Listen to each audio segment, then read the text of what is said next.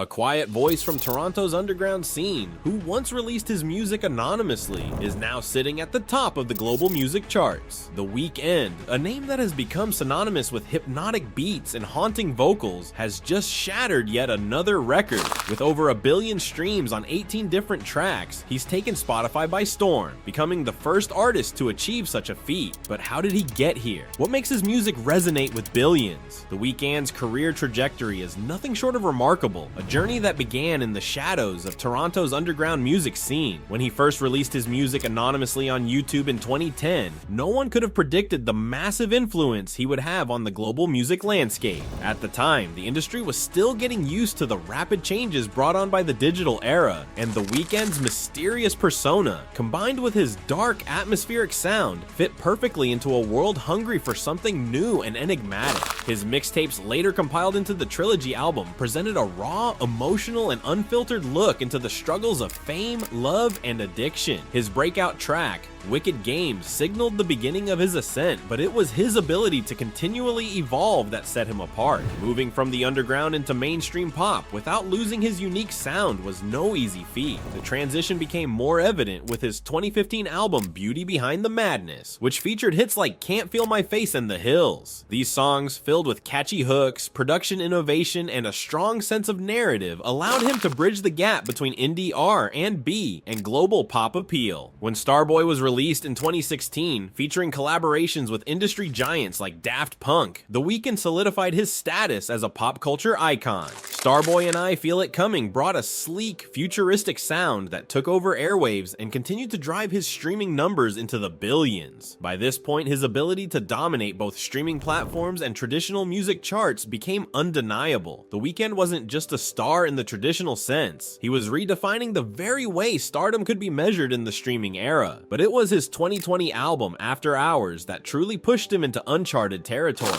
The lead single, Blinding Lights, became a worldwide phenomenon, propelled by its addictive 1980 S-inspired synth sound. The song became synonymous with the surreal atmosphere of the pandemic era, providing listeners with a sense of escape during uncertain times. Its success on TikTok, where users created viral dance challenges, further fueled its astronomical streaming numbers, turning it into one of the most successful songs in modern music history. To date, it has accumulated over 4 billion streams on Spotify alone, making it the most streamed song in the platform's history. After Hours as a whole was a testament to The Weeknd's mastery of blending innovation with nostalgia. The album's conceptual depth, dark visuals, and seamless incorporation of genres cemented his place as an artist who not only adapts to trends, but creates them. His ability to captivate listeners worldwide led to the accumulation of 18 different songs, surpassing the billion stream mark, a feat no other artist has achieved. With this in mind, The Weeknd's journey to streaming supremacy isn't just about numbers. It's about his ability to consistently innovate, connect, and expand his musical horizons while keeping his audience engaged at every step. In today's digital age, streaming numbers have become the new currency of success. Gone are the days when album sales or radio airplay were the primary indicators of an artist's impact. Now, the number of streams an artist receives is the ultimate measure of relevance and reach. This shift has transformed how artists like The Weeknd are perceived in the industry, elevating streaming platforms as the main gatekeepers of musical success. The rise of platforms like Spotify, Apple Music, and YouTube has democratized music consumption, allowing fans to access a global library of music at their fingertips. For The Weeknd, whose sound appeals to a broad audience that spans generations and geographic regions, streaming has provided the perfect medium to distribute his music.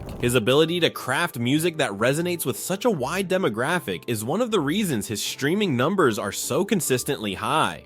Streaming also reflects the way people interact with music in real time. Songs that fit into daily activities, workouts, commutes, studying, or relaxing tend to rack up more plays because of their convenience and accessibility.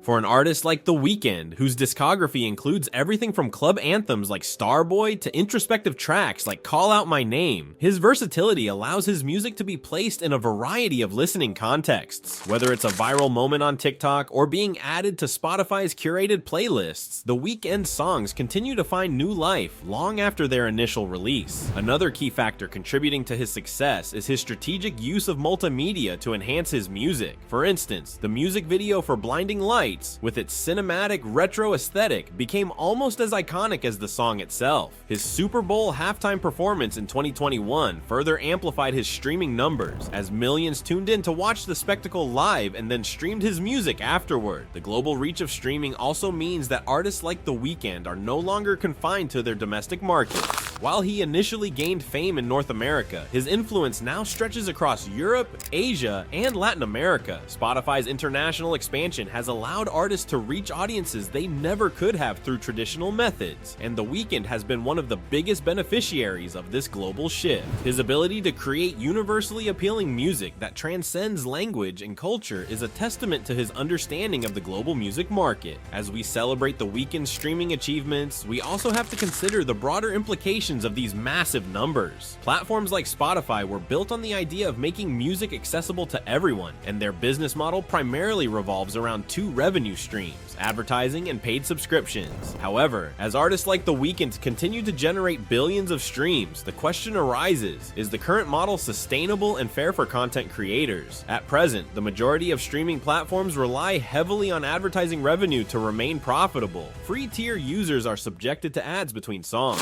while premium users enjoy an ad-free experience for a monthly fee. But the reality is that the revenue generated from these streams doesn't always translate into significant payouts for the artists themselves. In fact, it's been widely reported that artists only earn fractions of a penny per stream, despite the fact that they are the ones producing the content driving the platform's success. As streaming continues to dominate, the disparity between what artists make and what platforms earn has become a hot topic of debate. The issue is that while major stars like The Weeknd, Drake, or Taylor Swift can earn substantial revenue from billions of streams, smaller artists struggle to make a living. Many argue that platforms like Spotify prioritize the needs of advertisers and shareholders over those of the artists who provide the content. This dynamic creates an interesting tension. Artists are becoming more powerful in terms of cultural influence and streaming numbers, yet they remain dependent on platforms that don't always compensate them fairly. As more artists achieve astronomical streaming numbers, like The Weeknd, there's growing pressure on platforms to reconsider how revenue is distributed. Without artists producing compelling content, platforms lose their value, and this could lead to a shift where the balance of power tips in favor of the artists rather than the advertisers. We may be on the brink of seeing platforms evolve to become more artist-centric. Consider the rise of alternative models like Bandcamp, where artists have direct control over their sales and keep a more substantial share of their revenue. Although platforms like Bandcamp are currently more popular with independent musicians, they offer a glimpse into what a more equitable streaming model could look like. In response to these issues, some platforms have begun experimenting with new models. For instance, Tidal, which was co-owned by artists like Jay-Z and Beyonce, has positioned itself as a more artist-friendly alternative to Spotify, with higher payouts per stream. Similarly, blockchain-based music platforms have started to emerge, allowing artists to sell their music as NFTs, giving them more control over their royalties and fan engagement. While these models are still in their infancy, they reflect a growing demand for change in the music industry. As the gap between artists and advertisers widens, platforms will need to adapt. Artists like The Weeknd, who generate billions of streams, have the leverage to push for more favorable revenue-sharing models. If platforms fail to adapt, we may see a future where artists bypass traditional streaming services altogether in favor of more direct, artist-controlled platforms. If you want to stay updated on the latest in music, don't forget to hit the subscribe button and turn on notifications. Stay tuned. There's so much more to come in the world of music, and you won't want to miss it.